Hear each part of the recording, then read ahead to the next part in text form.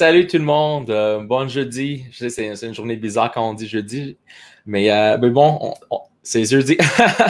Mais bienvenue à Numérique, c'est notre première conférence aujourd'hui. Je suis vraiment ravi d'être là. Puis aujourd'hui, on va voir quelque chose de très, très intéressant. En fait, on débute avec tout ce qui est aspect marketing numérique. Mais tout avant que je présente la conférence et tout ça, je voulais je voulais vous mettre en contexte. Donc, comme je dis, c'est la première conférence aujourd'hui. Il va en avoir 13 en total. Puis, ça va repartir d'aujourd'hui jusqu'à le 9 mars. Je voulais aussi vous mentionner que vous aurez l'opportunité de rejoindre tous les 13 ou bien choisir ceux que vous voulez.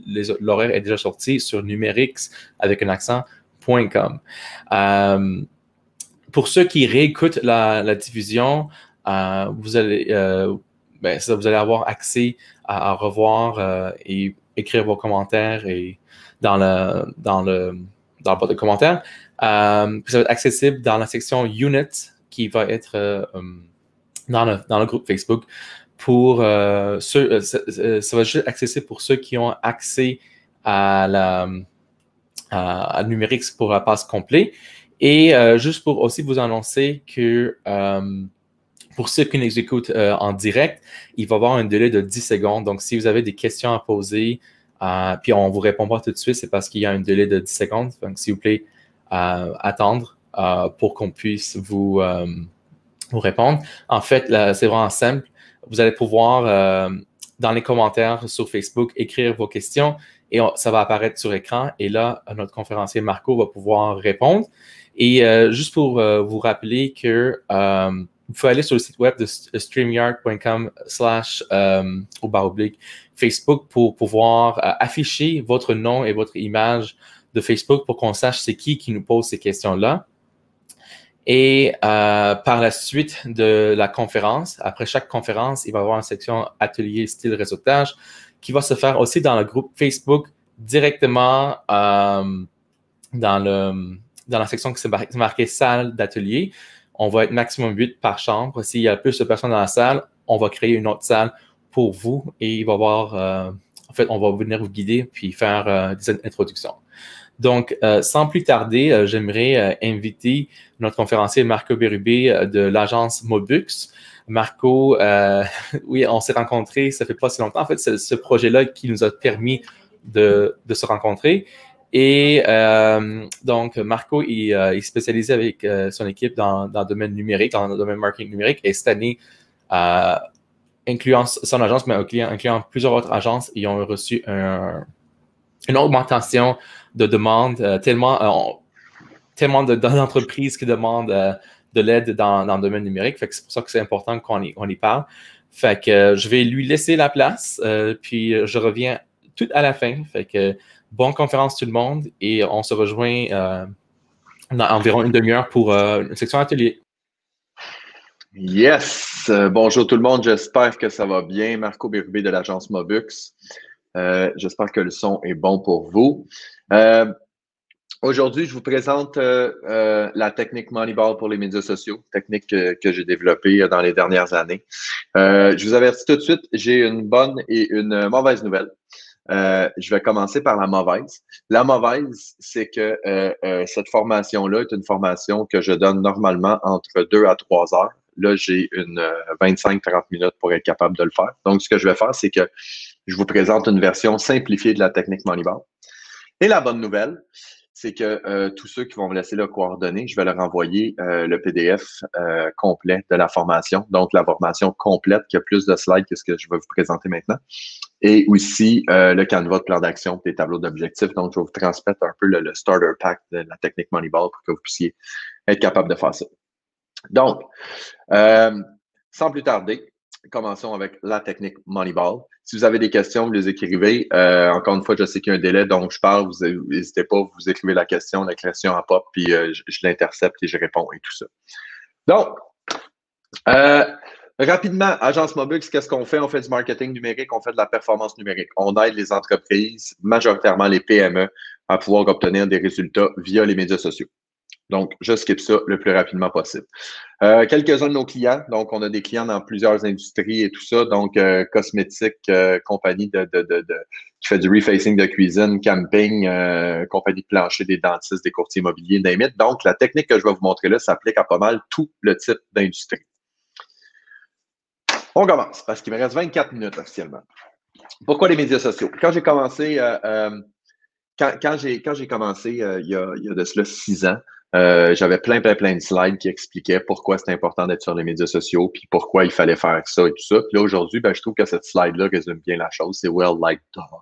On est en 2020, on est en confinement partiel, on est en zone rouge, tout est devenu numérique. Donc, si vous n'êtes pas présent sur les médias sociaux, c'est très difficile pour vous de pouvoir sortir votre épingle du jeu. La seule problématique que vous avez, c'est ce qu'on dit dans le texte d'introduction de ma conférence. Les médias sociaux, ça fait partie d'une des 42 affaires que vous avez à faire dans une journée et c'est la première qui saute. Et la technique Moneyball va vous permettre d'être capable de faire ça de façon plus efficace. Donc, ce que ça veut dire concrètement, en 2018, le CFRIO, Feu CFRIO, disait que 70% des adultes québécois étaient sur Facebook et ils vont à tous les jours. Donc, il n'y a pas de meilleure plateforme en ce moment pour être capable de rejoindre votre audience. Suivi de YouTube, que je considère beaucoup plus comme étant un moteur de recherche, et de Instagram. Donc, Facebook, Instagram, LinkedIn, on est capable de rejoindre une très grande partie de la population. Ce qui est important de comprendre, c'est que 83% des adultes québécois ont utilisé au moins un réseau social dans le cadre de leur utilisation personnelle, puis 65% des adultes québécois se sont connectés au moins une fois par jour. Et là, on parle de 2018. Et là, vous voyez que de 2018 à 2016, il y a eu 13% d'augmentation. Puis là, on est rendu en 2021 pratiquement. Fait on doit être pas loin du 80% des adultes québécois qui se connectent au moins une fois par jour. Donc, c'est une fenêtre d'opportunité qui est super bonne. Je m'excuse si mon débit est rapide. Au pire, vous allez avoir les enregistrements, vous le mettez à 0.5, puis vous allez m'entendre super bien. Ça va bien aller. Donc, ce qui est important de comprendre dans cette slide-là, c'est une chose. 79% des gens, non, c'est pas vrai, les gens vont sur les médias sociaux pour 79% du temps suivre l'actualité ou les nouvelles sur les réseaux sociaux. Les gens vont sur les médias sociaux pour s'informer et pour se divertir. Ils ne vont pas là pour acheter. Ils ne vont pas là parce qu'ils recherchent des services pour acheter un produit. Ils vont là pour s'informer et se divertir. Donc, vous devez toujours garder ça en considération lorsque vous allez créer votre contenu. Maintenant, la technique Moneyball. Je vous explique un peu le concept de la technique Moneyball. Ceux qui n'ont pas vu le film, c'est un film avec Brad Pitt, qui est un film de baseball. Et la raison pour laquelle j'ai développé la technique Moneyball, c'est qu'en 2015, je crée mon entreprise de commerce international. C'était mon ancienne entreprise. Donc, je crée mon entreprise de marketing en médias sociaux. Et je suis en train d'écouter Moneyball. Et dans le film, il dit, Brad Pitt, il dit qu'il est le directeur général Billy Beane, que je vais vous parler juste après. Il dit, le problème qu'on a en ce moment, c'est qu'il y a les équipes riches, il y a les équipes pauvres, il y a 50 pieds de crap, puis il y a nous autres. Et quand il a dit ça, je me suis senti exactement de la même façon, parce que je me suis dit, moi, je suis un entrepreneur, je viens de commencer. Tout ce que j'ai comme capacité financière, c'est une carte de crédit avec une limite de 2000. Je ne serai jamais capable de rivaliser avec les grosses agences, puis je prends, mettons, des Sidley, des Bleus, Blancs, Rouges, des Cossette, des LG2. Avec ça, je ne peux pas. Et c'est là que j'ai commencé à m'inspirer de la technique Moneyball puis dire comment est-ce que je peux redéfinir la technique et comment est-ce que je peux redéfinir la façon de créer du contenu qui va s'adapter à ma réalité pour être capable de compétitionner contre ces personnes. Donc, la technique Moneyball, c'est des cybermetrics qu'on appelle, c'est-à-dire que ça a été inventé par Bill James, qui est un sorte de mathématicien, puis ça a été rendu célèbre par Billy Beane, le directeur des Aces d'Oakland. Donc, de l'autre côté, vous voyez ici, j'ai ma casquette des Aces et j'ai la photo de Billy Beane qui est juste là. Donc, le but, c'est repenser nos stratégies, mais différemment que d'engager de gros joueurs.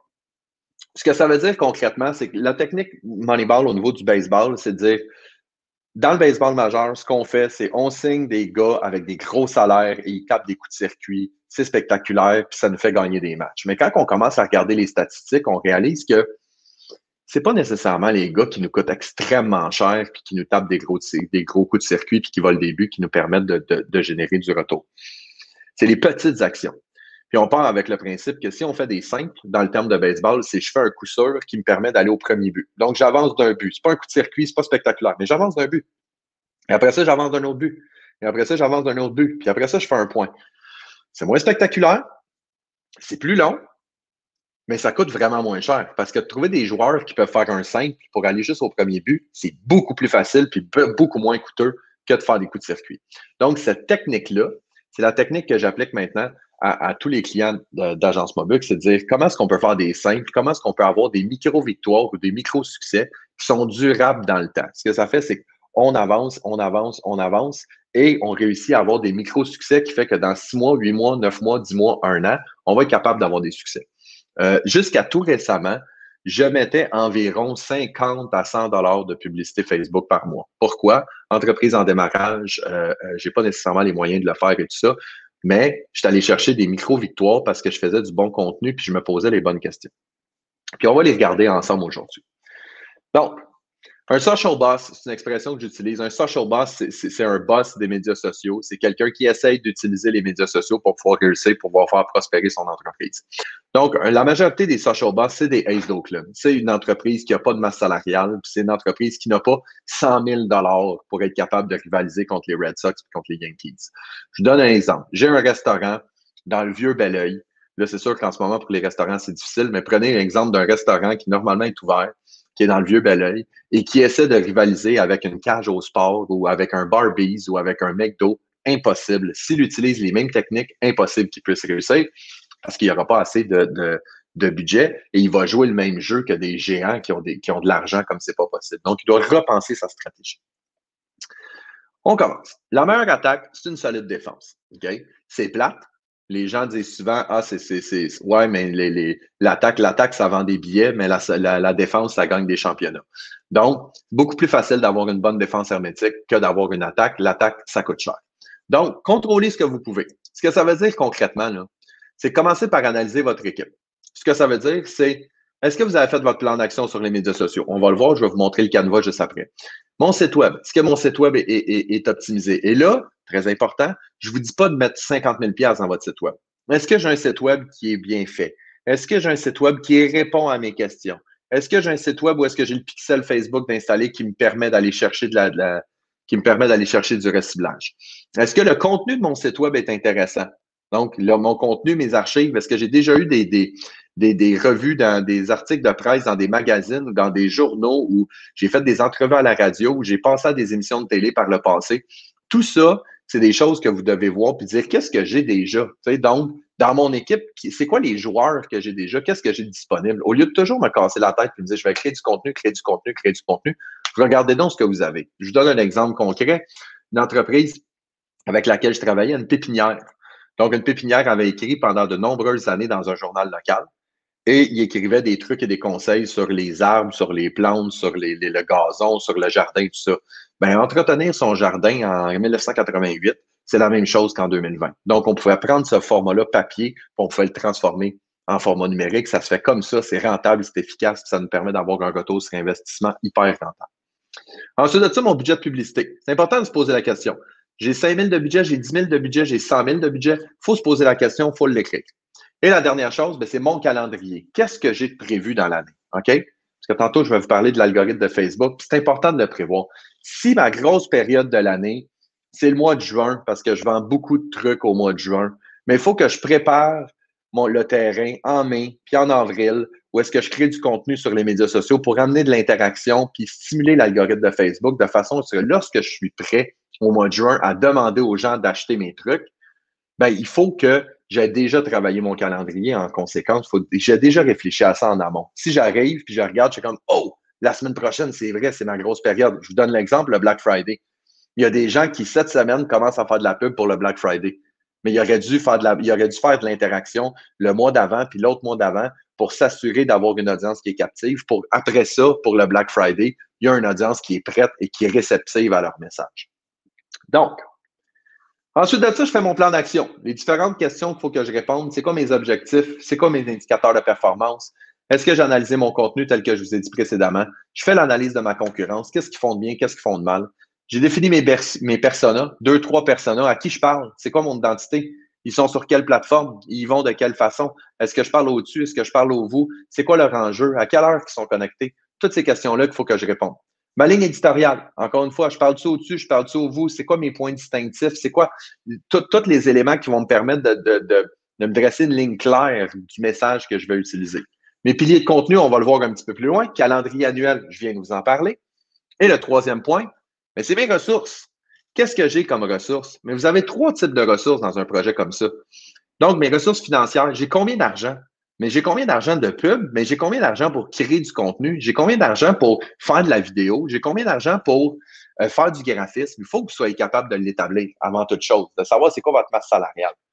Ensuite de ça, c'est quoi mes ressources techniques? Ben bon, si j'ai pas d'argent ou mais que je suis capable de le faire par moi-même, je vais l'économiser. Est-ce que j'ai les capacités techniques de pouvoir faire ça? Sinon, est-ce que je peux me former facilement?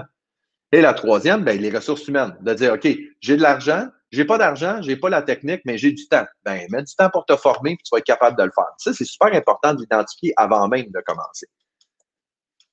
Quand votre plan d'action, que je vous ai dit tantôt, la bonne nouvelle, je vais vous l'envoyer à tous ceux qui vont le vouloir. Je vais vous l'envoyer. Vous allez pouvoir le regarder et jouer avec lui. Donc, c'est un point de repère. Vous complétez toutes ces sections-là, puis vous êtes capable d'avoir une big picture, de dire, OK, voici les questions auxquelles je dois répondre plus en détail. Vous pouvez ensuite prendre une page par point.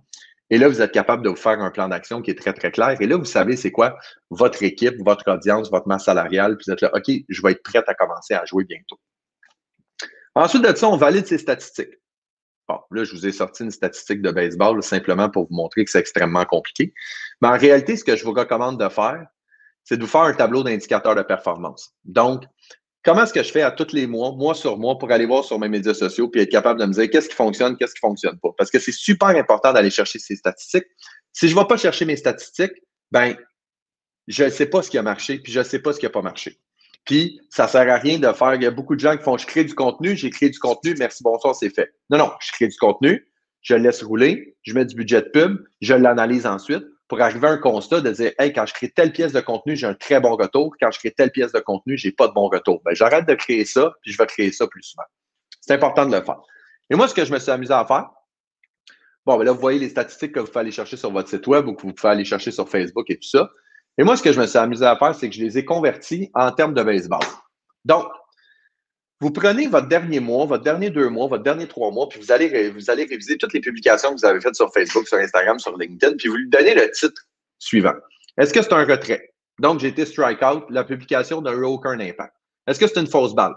Donc, dans les premières minutes, j'ai une coupe de likes, j'ai une coupe de commentaires, puis après ça meurt. Est-ce que c'est un simple? Donc, une publication qui fonctionne bien. J'ai une coupe de likes, j'ai une coupe de commentaires, j'ai un partage, ça va bien. C'est ça qu'on vise. Les doubles, les triples, les coups de circuit puis les grands chelems, ça, c'est du bonus. Fait qu'à partir du moment qu'on vise des publications qui sont courtes, qui sont bonnes puis qui vont chercher de l'interaction, ben, on réussit à aller chercher un gain. Ce que je vous disais tantôt, je fais un simple. Je m'en vais au premier but, je m'en vais au deuxième but, je m'en vais au troisième but, puis après ça, je marque. C'est pas spectaculaire, mais c'est efficace. Après ça, on a le double, le triple, le coup de circuit, puis le grand chelem. Puis le grand chelem, c'est Mark Zuckerberg qui vous appelle puis dit « Oh mon Dieu, je veux que tu viennes travailler pour moi, t'es trop génial. » OK? Donc ça, c'est ça. Là, ce que vous avez fait, ben, vous établissez des tendances. De regarder mes 5, mes doubles, mes triples, mes ci, mes ça, puis de dire qu'est-ce qui fonctionne le mieux? Vidéo, photo, texte, hyper bien, des lives, mes groupes. Et c'est quoi mes piliers de contenu? C'est le lifestyle, c'est l'informatif, c'est l'interaction, c'est des business cases, des tips and tricks, c'est des blogs, c'est des. À quelle fréquence? 1 fois par semaine, 2 fois par semaine, 3 fois par semaine, quel jour et heure? Jour et heure, c'est un petit peu plus difficile, mais de dire, hey, à chaque fois qu'on publie le mardi, on a de la belle interaction. Quand on publie le dimanche, ben, il se passe absolument rien. Et je refais ça pour toutes les plateformes et j'écris puis j'établis des tendances. OK? Évidemment que normalement, les vidéos fonctionnent mieux que les photos fonctionnent mieux que les textes fonctionnent mieux que les hyperliens. On est dans cet ordre-là. Mais chaque entreprise est différente, chaque entreprise a sa propre réalité. Ça se peut que pour moi, les vidéos ne fonctionnent pas bien, mais que les photos fonctionnent bien. Comme ça se peut que quelqu'un à côté, lorsqu'il publie du texte seulement, ça fonctionne beaucoup mieux que quand il publie de la vidéo. C'est des médias sociaux. Elles sont régies, elles sont impactées par les comportements de tout le monde. Chacun a sa propre nuance et on est capable de s'ajuster. Donc, allez voir votre propre réalité et vos tendances à vous. Ensuite de ça, il faut comprendre l'adversaire. Là, je le fais très rapidement. Je vous fais la métaphore. Lorsque vous faites une publication sur Facebook, vous faites une demande de crédit à Facebook. Imaginez comme si vous faisiez un emprunt à la banque. Vous allez voir la banque Facebook et vous lui dites « Facebook, prête-moi de l'audience ». Facebook te prête de l'audience, 2 à 5 excusez-moi, je me suis accroché sur un bouton. Donc, 2 à 5 et tout dépendant de l'engagement que vous allez avoir, ben, il va vous donner plus d'audience. Donc, si vous faites une première demande de crédit à Facebook, vous dites prête-moi de l'audience, il te prête 50, 60 personnes et ces personnes-là n'interagissent pas avec vos publications, ils ne likent pas, ils ne commentent pas, ils ne partagent pas, ils ne cliquent pas sur afficher la suite, ils ne regardent pas la vidéo, ils ne cliquent pas sur l'album de photos, name it. Ben, ce que vous allez dire à Facebook, c'est de dire, hey, tu n'aurais pas dû me prêter autant d'audience parce que les gens, ils s'en foutent de ce que j'ai fait. À l'inverse, si les gens ils interagissent, la prochaine fois, vous avez eu un bon crédit dans votre dernière publication, et là, on s'entend, c'est un processus qui prend plusieurs jours, plusieurs semaines. La prochaine fois que vous allez faire une publication, ben, il va la proposer à plus de monde encore. Ainsi de suite et ainsi de suite. Ce qui revient à ce que je vous ai dit tantôt, vous devez travailler votre algorithme de Facebook, vous devez travailler votre crédit Facebook en amont. Si j'ai une grosse promotion à faire au mois de juin, ben, il faut que je travaille sur mon crédit en avril puis en mai, de façon à ce que j'aie un bon crédit, parce que quand je vais lui demander de la conversion au mois de juin, là, il va être capable de me dire, ah, ben, Crime, ça fait 2-3 mois que tu publies, tu as de la belle interaction et tout ça, et je vais te donner plus d'audience, et tu auras plus de succès, et tu auras plus de conversion, puis tu vas réussir à atteindre tes objectifs. Donc, l'algorithme de Facebook devient super important. Ce que je vous disais tantôt, vidéo, image, statut, hyperlien, c'est ceux qui ont le plus d'interaction pour la grande majorité des gens. Mais fiez-vous encore à ce que je vous ai dit avant, allez voir vos propres tendances à vous, ce qui fonctionne, ce qui ne fonctionne pas. Ensuite de ça, on va comprendre et analyser l'adversaire. On a compris Facebook avec son algorithme, sa demande de crédit. Maintenant, on va comprendre et analyser l'adversaire qui est le client. C'est important de comprendre, je vous laisse cette pyramide-là. Si vous avez une chose à retenir à propos d'aujourd'hui, c'est celle-là. Sur 100% de vos clients, il y en a 3% qui sont prêts à acheter maintenant. Il y en a 97 qui restent. Le 97 ne vous connaissent pas, ils vous connaissent, ils cherchent des solutions à propos de votre offre de service. Et il y en a 6% là-dedans qui sont prêts à changer, à acheter maintenant. Mais il y a 3% qui sont prêts à acheter. La grande majorité des entreprises vont sur les médias sociaux et s'attaquent aux 3%. Attaquez-vous aux 97. Assurez-vous que les gens qui vous ne connaissent pas vous connaissent. Assurez-vous que les gens qui vous connaissent cherchent des informations sur vous. Puis assurez-vous que les gens qui cherchent des informations sur vous, ben, il y a un call to action pour vous contacter et pour pouvoir vous acheter. Le 97% devient l'essentiel dans toute stratégie et c'est ce qui va vous permettre d'avoir des micro-victoires, des micro-succès durables dans le temps parce que ça ne paraît pas, mais quelqu'un qui ne vous connaît pas commence à vous connaître. Ensuite de ça, il cherche de l'information. Ensuite de ça, trouve l'information. Ensuite de ça, il vous contacte. Ça a peut-être pris 3 mois, 4 mois, 5 mois. Ça n'a pas paru dans le temps parce que c'est des micro-victoires. Vous avez passé du premier but au deuxième but, au troisième but. Passez au marbre, il vous appelle. Ensuite de ça, faites votre processus d'achat. Regardez chacune des étapes que votre client y fait et essayez de voir où est-ce que je peux l'intercepter pour être capable de lui pousser du contenu qui va l'intéresser. OK? Toujours prendre en considération que si la personne, elle est prête à m'acheter, si la personne, elle est intéressée par mon produit, elle a un comportement. Est-ce que je peux intercepter?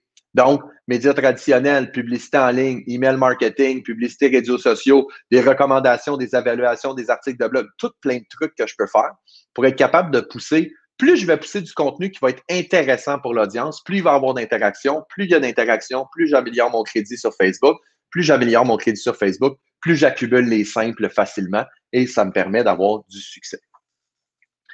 Ensuite de ça, vous devez créer vos piliers de contenu. Je n'ai jamais fait cette conférence aussi rapidement que ça, je vous le dis tout de suite. Donc, créer vos piliers de contenu. Ce que ça veut dire, c'est créer vos sujets principaux que les gens vont consulter, vont regarder pour être capable de dire quels sont les sujets qui intéressent mon audience. Et là, vous avez un site qui s'appelle answerthepublic.com qui est super intéressant. Dans le cas présent, vous voyez à droite, l'image est un peu petite, mais vous voyez quand même, c'est qu'on a fait la recherche vin rouge. Et lorsque on a fait la recherche vin rouge, ils m'ont sorti qui, quoi, comment, pourquoi, quel, qu'est-ce que, quel, qui, que, et toutes les questions majoritaires qu'on a à propos du vin rouge. Et là, on a des choses comme quel vin rouge pour la sangria? Ça peut être un post. Quel vin rouge avec du poisson? Un autre. Quel vin rouge se boit frais? Un autre. Quel vin rouge avec du barbecue? Et là, vous voyez, j'ai plein d'idées que les gens recherchent. C'est des recherches que les gens ont fait. Donc, arrêtons de me poser des questions, OK? Donc, ça, les questions sont là. Mais je peux aller plus loin. Je m'en vais dans comment. Donc, comment enlever du vin rouge sur une moquette. Si je cherche à rejoindre les gens pour leur vendre mon vin rouge et que je réponds à la question comment enlever du vin sur un tapis, je le sais que je vais réussir à les intercepter. Je ne leur vends pas mon produit, mais je réponds à leurs besoins qui, on y va selon un raccourci. Je fais de l'inférence là-dedans. Si jamais ils ont sali leur tapis avec du vin, ben c'est probablement qu'ils boivent du vin et que c'est des amateurs de vin.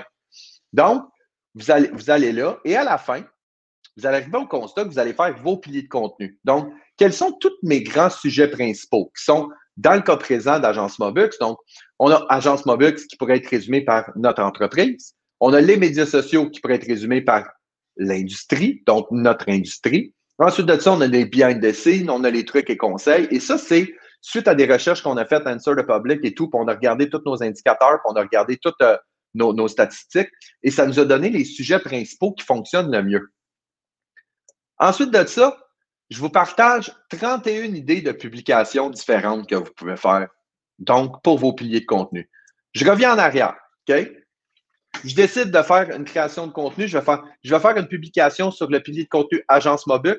Je vais parler de notre équipe et je vais parler de Martin, qui est mon spécialiste de pub Facebook. Donc, ça, c'est le sujet que j'ai décidé de prendre. Ensuite de ça, je regarde. Et je regarde dans mes 31 idées de publication. Est-ce que je peux faire un rabais ou une promotion sur Martin? Pas super conseillé, sa femme serait fâchée. Est-ce que je peux poser une question à l'audience? Est-ce que Martin, spécialiste de pub Facebook, peut poser une question à l'audience ou à notre communauté? Absolument. Est-ce que Martin pourrait nous faire une citation inspirante sur le marketing et la pub? Oui. Est-ce qu'il pourrait nous partager une lecture en cours? Oui. Est-ce qu'il pourrait nous partager un conseil ou une astuce? Est-ce qu'il pourrait répondre à la question d'un client? Est-ce qu'on pourrait mettre de l'avant un produit ou un service? Vous voyez, toutes ces réponses-là, c'est oui. Mais là, on parle d'un pilier, sous-pilier, sous-sous-pilier avec 7, 8, 9 idées de publication différentes. Donc, normalement, avec ce que je viens de vous donner là, vous n'avez pas aucune raison de ne plus être capable de créer du contenu parce que vous avez vos piliers, vos sous-piliers, 31 idées de publication. Et là, vous voyez une deuxième page de ça. Ensuite de ça, quand vous avez tout fait ça, ben, il vous reste à jouer. Puis comment est-ce qu'on joue? Ben, vous prévoyez 2 heures de création par semaine. Donc, 2 heures, le mardi, de 10 à midi, je crée du contenu et c'est tout. Qu'est-ce que je fais? Ben, je prends le matériel que j'ai déjà, je prends mes piliers de contenu, je prends mes différentes idées de publication et je crée du contenu de façon très, très systématique, de dire, selon les tendances, lorsque je crée un contenu de ce type-là, avec cet angle-là et tout ça, je le fais. Ensuite de ça, ce que je fais, je regarde ce qui s'en vient dans ma semaine. Qu'est-ce qui s'en vient dans ma semaine? La semaine prochaine, j'ai une rencontre avec un producteur.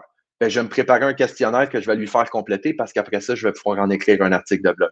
Ah, la semaine prochaine, on a une rencontre, toute une gang ensemble, on va tester tel produit. Ah, bon, on va prendre des photos, on va pouvoir le partager sur Instagram. Et là, vous êtes capable de travailler toujours en amont. Je crée du matériel, je crée du matériel, je crée du matériel. Et ben, c'est pas vrai, c'est totalement faux ce que je dis. Je documente, je documente, je documente. Et ensuite, dans mes semaines suivantes, je m'assois pour 2 heures. J'ai plein de documentation, j'ai des questions qui ont été répondues, j'ai des photos qui ont été faites. Et là, je peux juste commencer à créer mon stock de façon très, très facile et très, très systématique.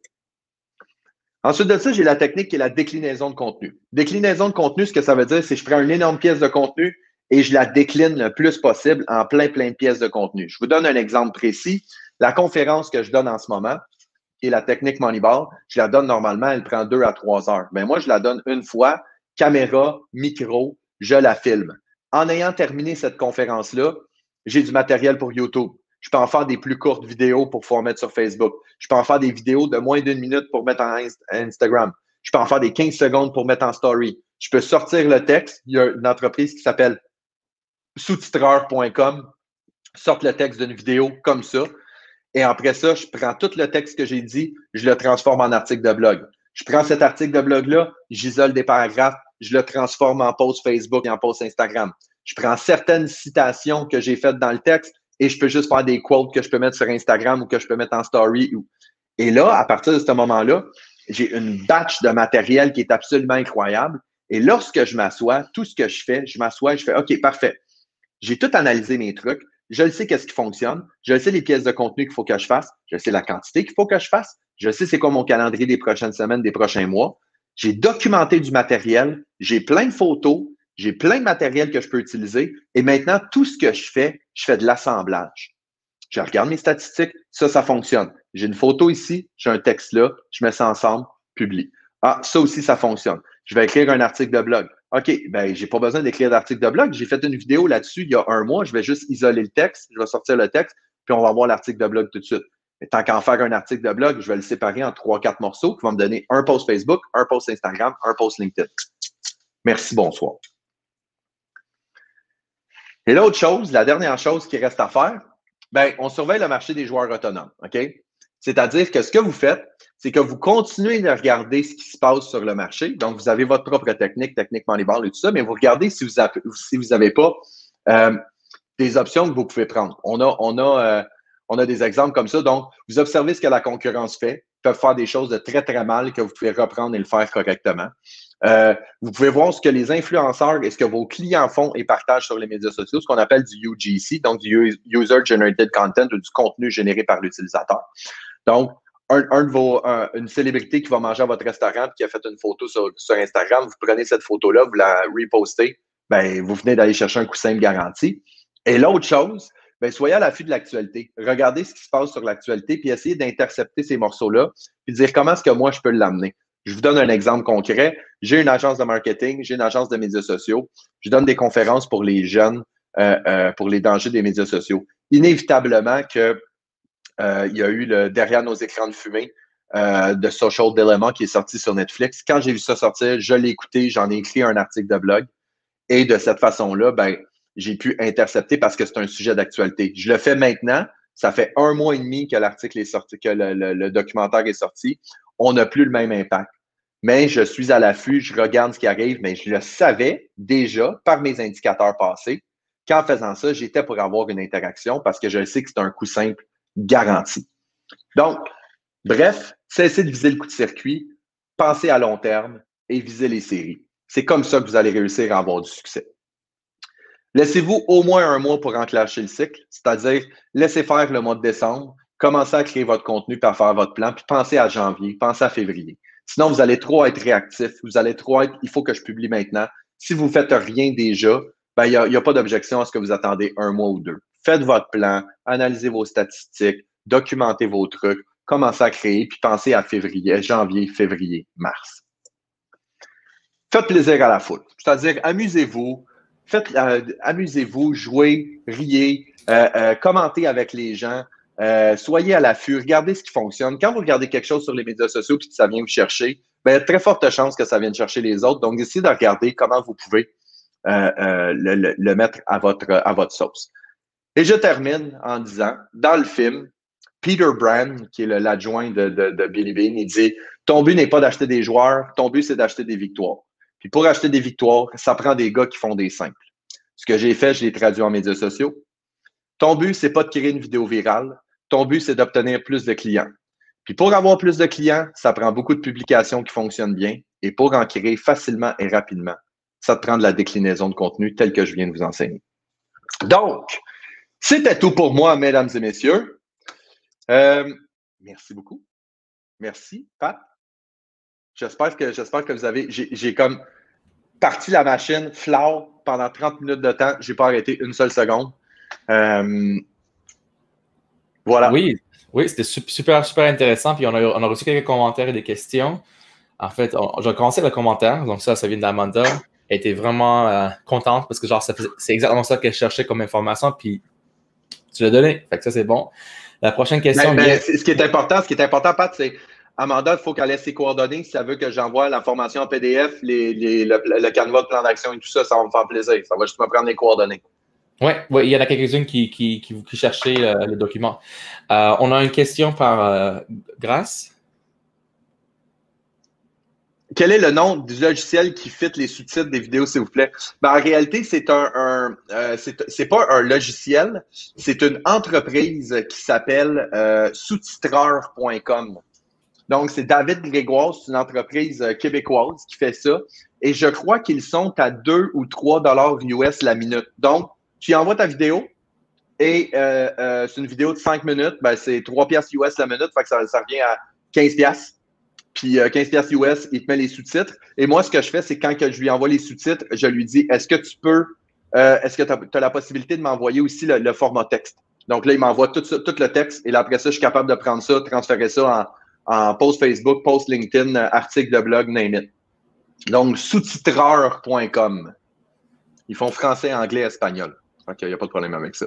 Super, super. Merci, Grace. Ouais. Fait que, donc, c'est ça. Donc, merci beaucoup, Marco. C'est sûr, c'était beaucoup d'informations, comme on a expliqué. Comme Marco l'a mentionné, si vous voulez le document, vous pouvez nous envoyer vos coordonnées. Puis, on va vous l'envoyer, le document.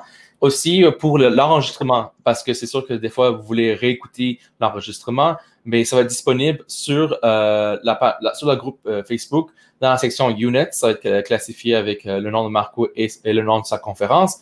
Donc, tous ceux et celles qui ont accès, qui ont une passe numérique, vous pouvez accéder. Ceux qui n'en ont pas, demandez-moi, puis on va pouvoir s'arranger pour aller vous chercher une passe pour avoir accès à tous les enregistrements. Bon, merci beaucoup, Marco. Fait qu'on va passer à la période atelier. Puis avant que je vous laisse, je voulais aussi mentionner que, en fait, Numérix, on fait un bénéfice d'une belle cause ici même à Montréal, mais c'est une cause qui touche pas mal plus que juste la région de Montréal. Ça s'appelle Hoodstock Montréal. Ils sont situés dans Montréal-Nord.